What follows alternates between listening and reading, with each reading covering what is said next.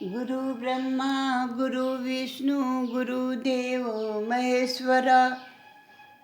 गुरु साक्षात परम ब्रह्म तस्मै श्री गुरुवे नमः। नमो नमो परमात्मा, नमो नमो गुरुदेव, नमो नमो माता पिता, गुरु चरण की सेव।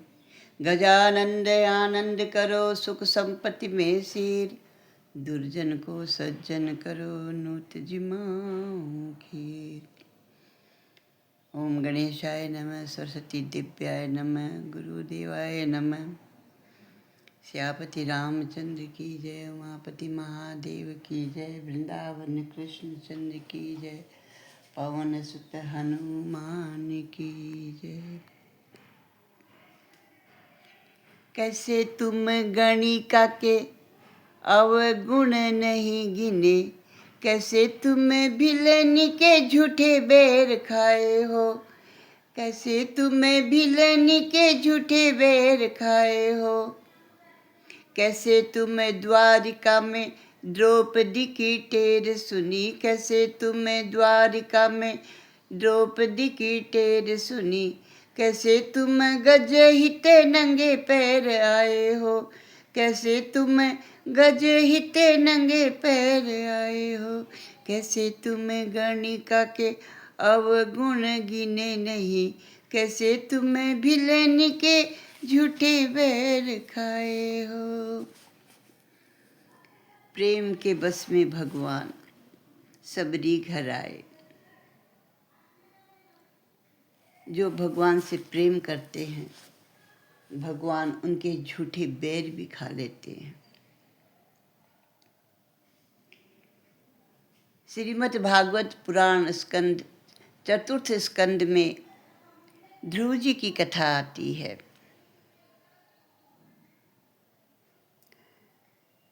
सुखदेव जी कहते हैं कि हे राजा परीक्षित,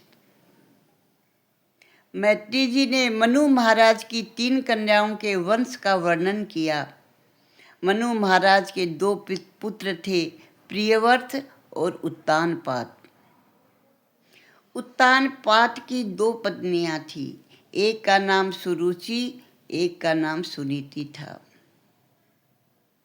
सुरुचि के पुत्र का नाम उत्तम था और सुनीति के पुत्र का नाम ध्रुव था।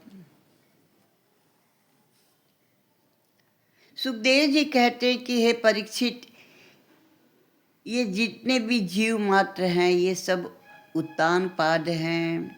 माता के गर्भ में रहने वाले सभी जीव जो हैं वो उत्तानपाद हैं। जन्म के समय पहले सिर बाहर आता है, उसके बाद पाँव बाहर आते हैं, इसीलिए सभी उत्तानपाद हुए। हर जीव आत्मा की 2 पत्नी होती है, एक सुनीति और दूसरी सुरुचि। सुनीति जो होती है वो नीति पर चलने वाली होती है, वो हमें धर्म सिखाती है, अधर्म से बचाती है, मिथ्या भाषण से बचाती है, धर्म के मार्ग पर चलाती है, संस्कारों को जगाती है। लेकिन सुरुचि जो है वो कहती है इतनी सुनीति पर, इतनी नीति पर चलने की जरूरत नहीं है। कुछ मन के अनुसार भी होना चाहिए, अच्छा खाना, अच्छा पहनना, थोड़ा सा नियम कानून छोड़ भी दिया जाए तो कोई हर्ज नहीं। सुरुचि और सुनीति मनुष्य मात्र को, सुरुचि जो है ना वही प्रिय लगती है। इंद्रियां जो कुछ मांगे उसको दे दिया जाए, किसको प्रिय नहीं लगेगा। सुरुचि का अर्थ है वासना। आजकल तो सभी को अच्छी लगती है। मन को, इंद्रियों को जो अच्छा लगता है वही मनुष्य करने लगता है। वह तो न शास्त्र से पूछता है, न धर्म की मानता है, न संतों की मानता है। रुचि का अर्थ है मनपसंद इच्छा। ब्रह्म मुहूर्त में सुनीति कहती है, हे जीव उठ जाओ, ब्रह्म मुहूर्त में उठ करके भगवान का भजन करो। लेकिन रुचि कहती है, सुबह सुबह तो ही अच्छी नींद आती है, अभी उठने की क्या जरूरत है। मनुष्य जो है ना, वो सुनीति से प्रेम नहीं करता, सुरुचि से प्रेम करता है। संयम भरा जीवन मनुष्य को अच्छा नहीं लगता। जीव जो है वासना के अधीन होकर के विलासी जीवन जीना चाहता है। जीव मात्र नीति के अधीन रहना ही नहीं चाहता। सुरुचि का फल उत्तम है, यानी सुरुचि के पुत्र का नाम उत्तम है।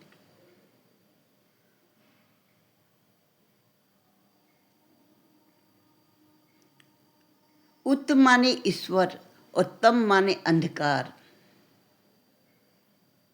अंधकार यानी अज्ञान है। ईश्वर के स्वरूप का जिसको ज्ञान न हो,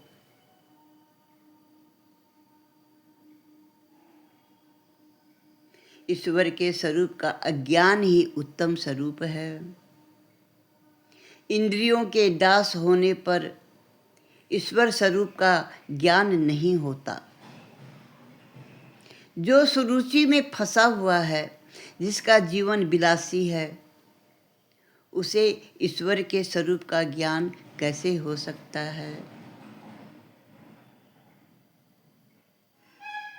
सुनीति का पुत्र जो है वो ध्रुव है, जो नीति पर चलती है, जो धर्म पर चलती है, उसका पुत्र तो ध्रुव ही हो सकता है। ध्रुव यानी अटल, विश्वास, जिसका कभी नाश नहीं होता, जो अविनाशी है, वही ध्रुव है। राजा को सुरुचि बहुत प्रिय है। वह अपनी सुरुचि पत्नी से बहुत प्रेम करते हैं और सुनीति को कुछ भी समझते नहीं। सुनीति अलग महलों में रहती है, पति होते हुए भी वैधव्य जैसा जीवन व्यतीत करती है, क्योंकि राजा की प्राण बलभा तो सुरुचि है।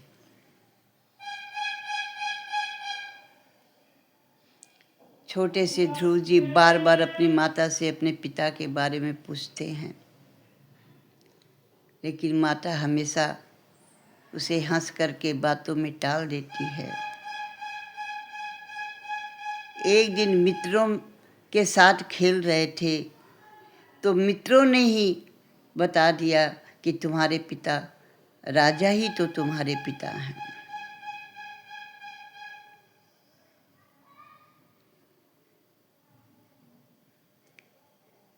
ध्रुव के मन में हुआ कि मैं भी पिता की गोद में जाकर के बैठूं। एक बार उत्तानपाद सिंहासन पर बैठे थे, सुरुचि उनके पास बैठी थी। उत्तम राजा की गोद में खेल रहा था। ध्रुव जी ने देखा तो सोचा मैं भी पिताजी के पास जाऊं। वो अपने पिता के पास गए। पिता का वात्सल्य लहलाने लगा। वो ध्रुव को गोद में उठाना चाहते ही थे कि सुरुचि ने उन्हें मना किया और ध्रुव को फटकारते हुए बोली, तुम पिता की गोद में बैठने के अधिकारी नहीं हो। अगर तुम्हें पिता की गोद में बैठना है तो पहले जाके तप करो, तप करके भगवान से वरदान मांगो कि तुम मेरी कोख से जन्मोगे। जब तुम मेरी कोख से जन्मोगे तभी तुम्हें पिता की गोद प्राप्त होगी। उन्हें धक्का मार देती है। 5 वर्ष के ध्रुव जी के हृदय में बहुत गहरी चोट लगती है। क्षत्रिय थे। जैसे सांप को कोई लाठी मारते और सांप फुकारता है, उसी प्रकार ध्रुव जी क्रोध से फुकारने लगे, अंदर ही अंदर कांपने लगे और कुछ नहीं बोले, रोते हुए अपनी माता सुनीति के पास आए।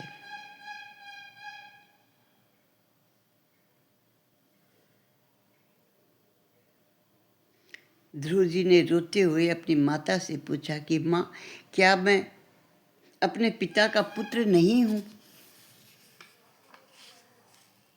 सुखदेव जी वर्णन करते हैं, सुरुचि ने उसे ऐसा ताना मारा कि बालक के हृदय में तीर लग गए।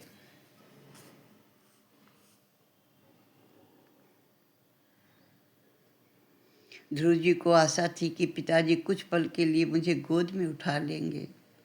सुरुचि ने अपमान से रोता हुआ वह बालक अपनी माता सुनीति के पास लौट आया। सुनीति ने पूछा, बेटा तू रोता क्यों है, क्या हुआ?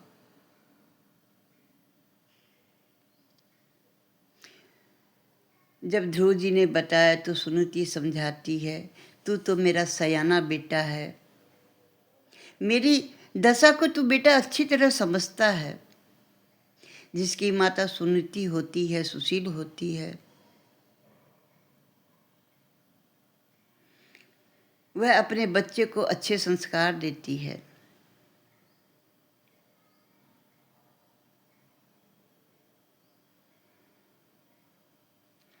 उन्होंने अपने पुत्र से कहा, हे बेटा, तुम्हारी माता ने जो कहा वो अच्छा ही कहा, उसके प्रति तुम अपने मन में मैल मत रखो। तुम्हारे पिता सुरुचि से प्रेम करते हैं।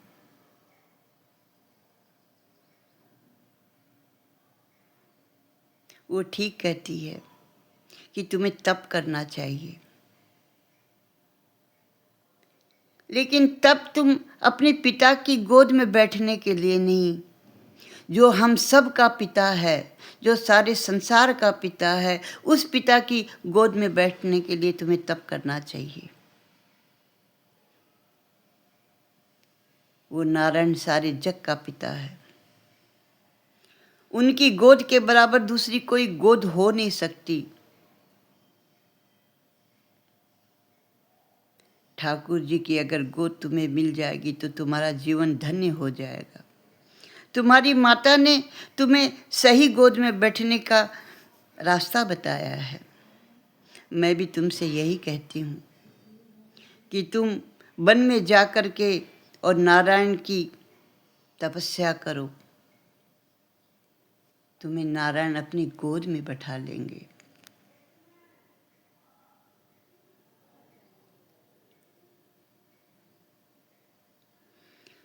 ऐसी बात सुन करके ध्रुव जी कहने लगे, हे माँ, मैं इतना छोटा हूँ, मैं जंगल में वन में जाऊंगा, मुझे डर लगेगा, मैं कैसे तप कर सकता हूँ?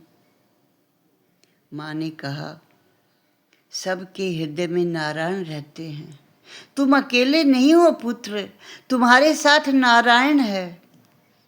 जब जब तुम्हें डर का अनुभव हो, तुम उन्हें याद करना कि मैं अकेला नहीं हूँ, नारायण मेरे साथ है। ये चिंतन आते ही तुम्हारा डर जो है दूर हो जाएगा।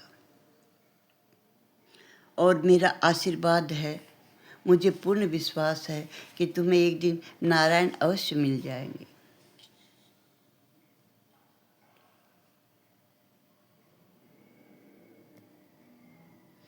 सुखदेव जी वर्णन करते हैं कि 5 वर्ष का बालक माता से आशीर्वाद लेकर के वन की ओर प्रस्थान कर गया। भागवत की माता पुत्र को तपस्या करने के लिए वन में भेज देती है, जैसे सुनीति ने ध्रुव को भेज दिया।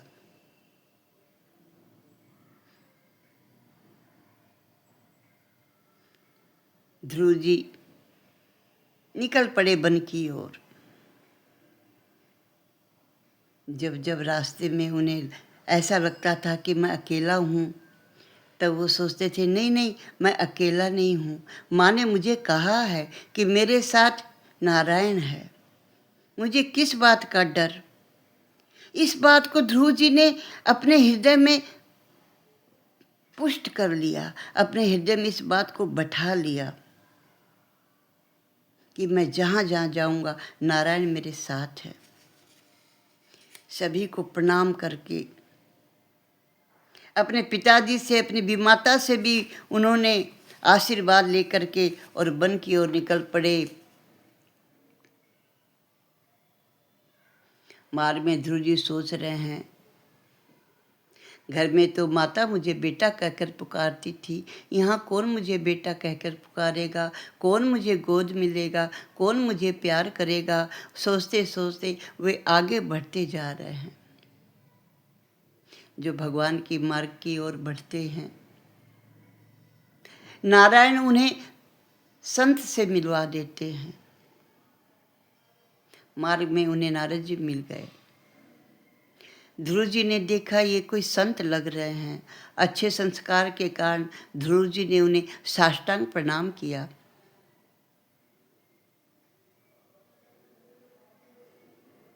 बालक की विनम्रता से नारद जी बहुत प्रसन्न हुए। उनका संत हृदय द्रवित हो गया। उन्होंने बालक को गोद में उठा लिया, सिर पर हाथ फेर दिया। महापुरुष का हाथ जब मस्तक पर फिर जाता है तो मन के सारे विकार जो शांत हो जाते हैं। ध्रुव जी को ऐसा लगा जैसे कि उन्हें अपनी माता ने गोद में लिया है। ध्रुव जी ने पूछा, बेटा तू कहाँ जा रहा है, तू अकेले कहाँ जा रहा है। ध्रुव जी ने कहा, भगवान के दर्शन करने के लिए मैं वन में तप करने के लिए जा रहा हूँ। मेरी माता ने मुझे बताया है कि मेरे सच्चे पिता नारायण हैं, मैं उन्हीं की गोद में बैठने के लिए जा रहा हूँ। ध्रुव की बात सुनकर नारद जी ने उसकी परीक्षा लेनी चाहिए। सदगुरु जो है परीक्षा लेने के बाद ही शिष्य को उपदेश देते हैं। नारद जी ने कहा, अरे अभी तू बहुत छोटा बच्चा है, ये तेरी उम्र खेलने कूदने की है। प्रभु का जप तो बुढ़ापे में करना। मेरा विचार है कि तू अब घर चला जा पुत्र। ईश्वर को प्रसन्न करना कोई आसान काम नहीं है, बड़ा कठिन काम है। तू जिनकी कृपा की इच्छा कर रहा है वह काम बड़ा कठिन है। बड़े बड़े ऋषि कई जन्मों तक ईश्वर की आराधना करते हैं, फिर भी उन्हें नहीं मिल पाते। तू बड़ा होकर के हर प्रकार के सुखों का उपयोग कर, वृद्धावस्था जब आएगी तब शांति से भजन करना। ध्रुव जी ने कहा, नहीं नहीं, जिस घर में मेरा अपमान हुआ है वहाँ मैं नहीं रह सकता। अपने पिताजी के राज सिंहासन पर मुझे बैठने की कोई इच्छा नहीं। मैं प्रभु की गोद में बैठने के लिए घर से निकला हूँ। ध्रुव जी का अटल विश्वास देखकर नारद जी ने कहा, जो व्यक्ति अपना कल्याण चाहता है और धर्म, अर्थ, काम और मोक्ष प्राप्त करना चाहता है तो उसके लिए एकमात्र साधन है श्री हरि के चरणों की सेवा। बेटा तू मधुबन चला जा, वृंदावन में मधुबन है, तुम्हें वहीं नारायण के दर्शन होंगे। जमुना जी बड़ी कृपालु हैं, वे तुम पर कृपा करेंगे।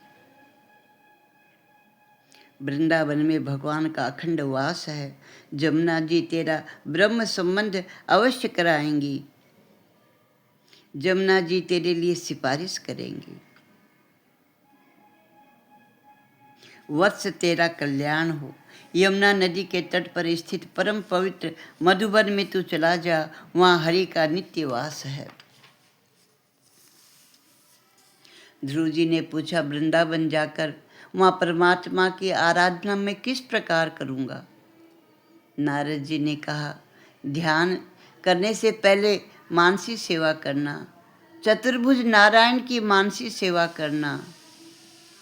उस समय मन की धारा टूटने न पाए, इस बात का ख्याल रखना।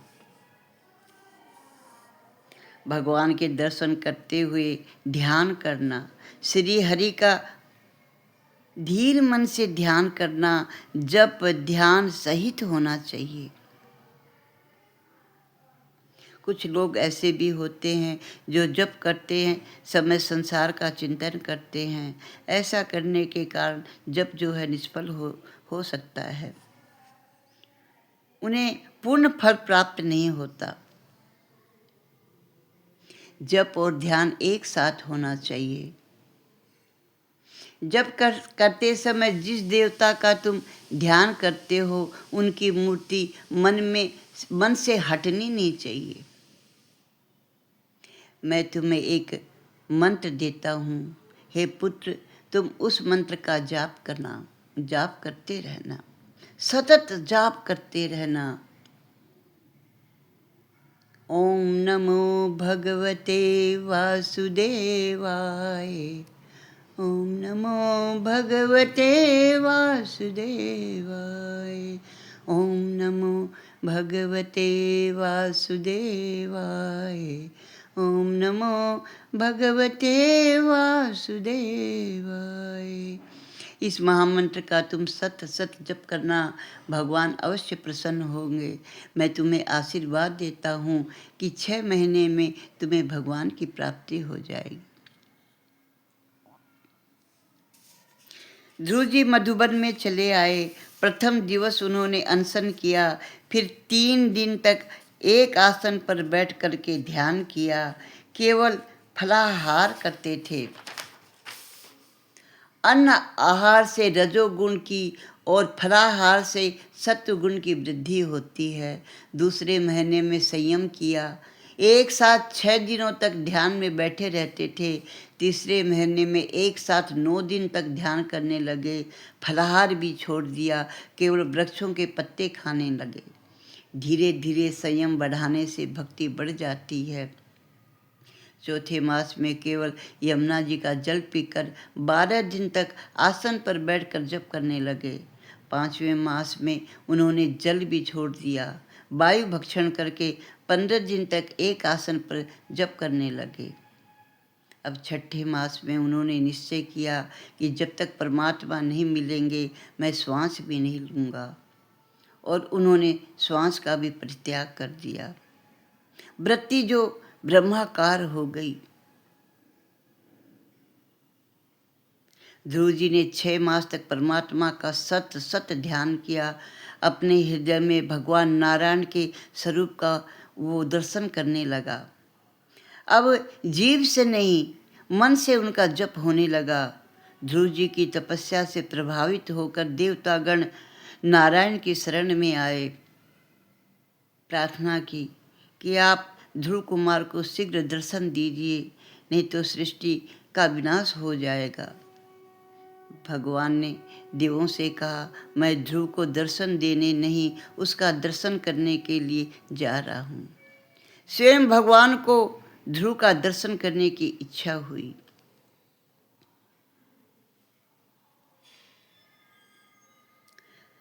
ध्रुव जी के समक्ष भगवान नारायण प्रकट हो गए, किंतु ध्रुव जी ने आंखें नहीं खोली। भगवान ने सोचा कि इस तरह तो मैं कब तक खड़ा रहूँगा, तो ध्रुव जी के हृदय में जो तेजोमय प्रकट स्वरूप था उसको प्रभु ने अंतर ध्यान कर दिया। तब ध्रुव जी व्यथित हो गए, सोचने लगे ये दिव्य स्वरूप कहाँ अदृश्य हो गया। ध्रुव जी ने आंखें खोली तो अपने सामने चतुर्भुज नारायण को देखा। अब तो ध्रुव जी मानो भगवान का दर्शन नहीं कर रहे हैं, किंतु उनकी रूप ज्योति को पी रहे हैं। बहुत कुछ हृदय से बोलने की इच्छा है, किंतु कैसे बोलूं, बोलना नहीं आता, मैं अज्ञानी हूँ। तब भगवान ने संग के द्वारा भगवान के गाल का स्पर्श किया। उसके मन में सरस्वती माता जागृत हो गई और ध्रुव जी ने स्तुति की। उसका भावार्थ है कि हे प्रभु, हे सर्वशक्तिमान, आप तो सर्वशक्ति संपन्न हैं। आप मेरे अंतःकरण में प्रवेश करके अपने तेज से मेरी सुषुप्त वाणी को चेतना युक्त कर दिया। मेरे हाथ, पैर, कान, त्वचा आदि अन्य इंद्रियां और प्राणों को आप चेतनता देते हैं। ऐसे आप अंतर्यामी भगवान की मैं बारंबार वंदना करता हूँ। मेरी बुद्धि में प्रविष्ट होकर के उसे सत्कर्म की प्रेरणा देने वाले प्रभु, मैं आपका बारंबार वंदन करता हूँ। आपका कृतज्ञ आपको कैसे भूल सकता है? जो आपकी स्तुति नहीं करता वह सचमुच कृतघ्न है। आप तो मनुष्य के जन्म मरण के चक्र से मुक्त कराने वाले हैं। आपको काम आदि विषयों की इच्छा से भजने वाला मानव मूर्ख होता है। आप तो प्रभु कल्प वृक्ष हैं, फिर भी मूर्ख जन देह के उपयोग की वस्तु सुखों का साधन आपसे मांगते हैं। सुखों के कारण ही प्राणी को नरक लोक में जाना पड़ता है। हे नारायण, आपको मैं बारंबार नमस्कार करता हूँ, बारंबार प्रणाम करता हूँ।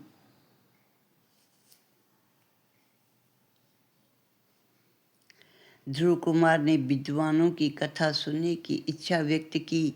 कहा, हे नारायण, हे परमात्मा, मैं हमेशा आपकी कथा सुनता रहूं, ये मेरी इच्छा है, जिससे मेरा हृदय सदा कृष्ण प्रेम के रस में लीन हो जाए। जो निष्काम है, निर्विकारी हैं और जिनके मन का निरोध हो चुका है, उसे जो आनंद मिलता है वही ब्रह्मानंद है, वही सर्वश्रेष्ठ आनंद है। ब्रह्माकार वृत्ति वाले योगियों को जो ब्रह्मानंद प्राप्त होता है वही सबसे श्रेष्ठ आनंद है।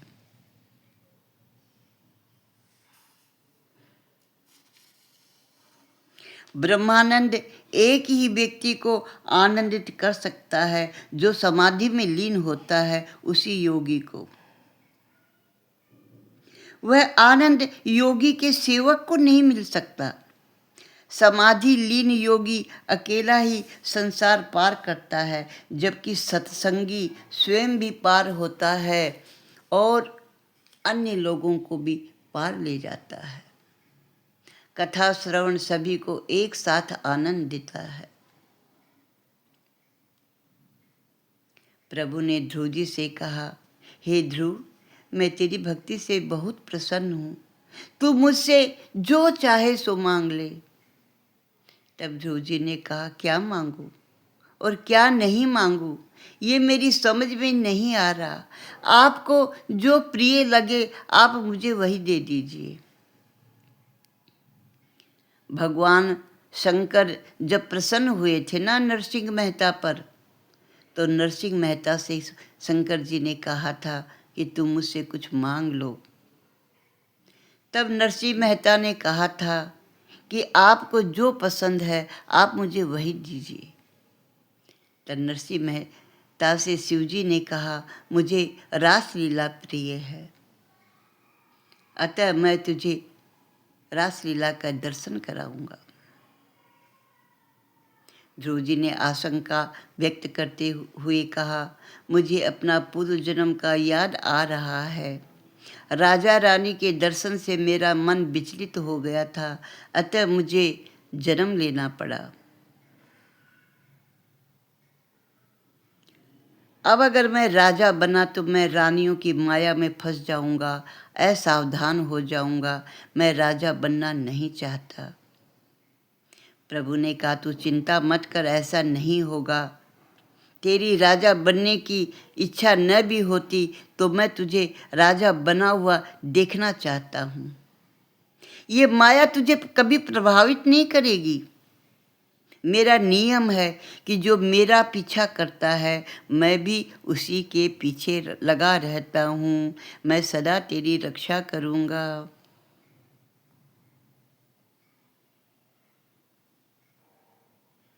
बच्चे को आनंद हो या न हो, किंतु माता को बच्चे का श्रृंगार देख के बड़ा आनंद मिलता है। बच्चे की उपलब्धि देखकर माता बड़ी आनंदित होती है। मैं जगत को ये दिखाना चाहता हूँ ध्रुव कि जो व्यक्ति मेरा हो जाता है, जो मुझे जपता है, उसको मैं लौकिक अलौकिक दोनों प्रकार के आनंद प्रदान करता हूँ। मैं अपने भक्तों को अलौकिक सुख के साथ साथ लौकिक सुख भी देता हूँ। सबरी और मीरा जैसे अटल भक्त भाव होने पर भी भगवान कहते हैं कि मैं सदा उनकी रक्षा करता हूँ। जीव की रक्षा जब तक भगवान स्वयं करते हैं तब तक वह काम, जब तक भगवान स्वयं नहीं करते तब तक काम का नाश नहीं होता।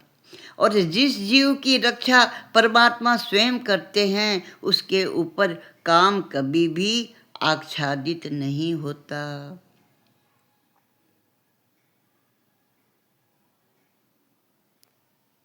जो ईश्वर से संबंध जोड़ लेता है, जगत उसके पीछे दौड़ने लगता है।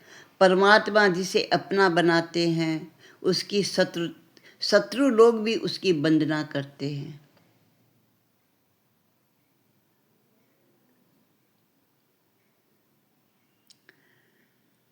अब ध्रुव की माता की वंदना करने के लिए ध्रुव जी जा रहे हैं।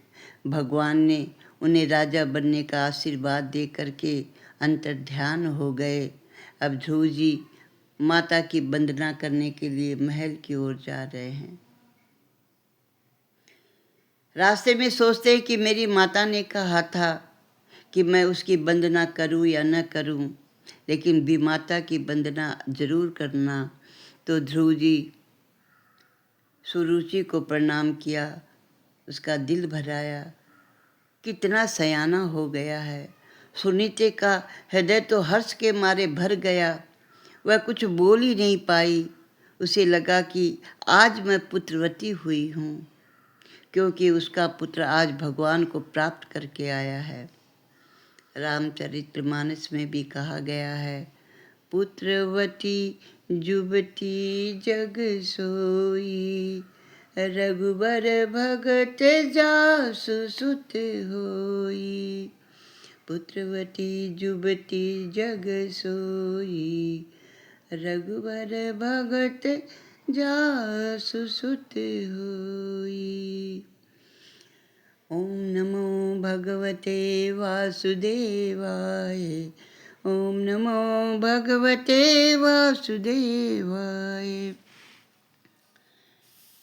उत्तानपाद ने ध्रुव जी का खूब सम्मान किया।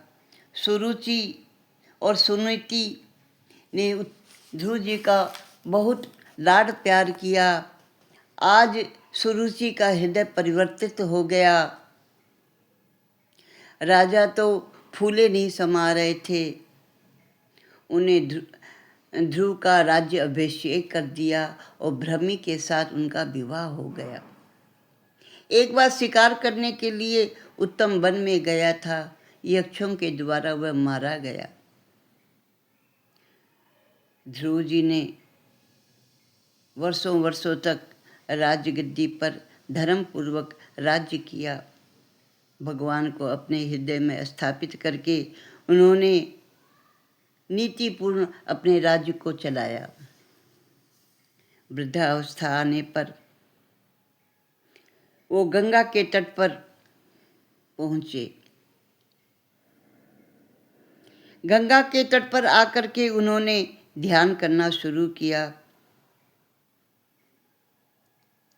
गंगा जी की वेग धारा से ध्रुव जी को आक्षेप होने लगा। ध्रुव जी वहाँ से उठकर जाने लगे तो गंगा माता प्रकट हुई। ध्रुव ने कहा, माता तुम्हारा ये कलकल निनाद मेरे भजन में बाधा करता है। तो गंगा जी ने ध्रुव जी से कहा, तू शांति से ध्यान कर, मैं अब यहाँ शांति से बहूंगी। गंगा जी शांत हो गई। ऋषिकेश के समीप ध्रुव आश्रम के पास गंगा जी आज भी शांतिपूर्वक बहती है। बहुत दिन तक तपस्या करने के बाद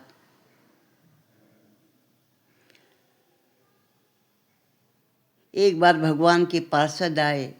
गंगा तट छोड़ करके बैकुंठ जाने का समय आ गया।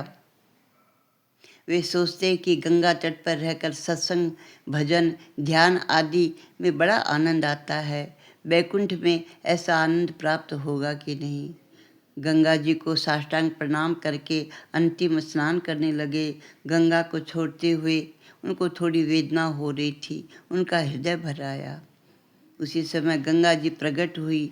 ध्रुव ने कहा, भगवान की आज्ञा के कारण मैं आपको छोड़कर बैकुंठ जा रहा हूँ। तुम्हारे तट पर मुझे बड़ा आनंद मिला।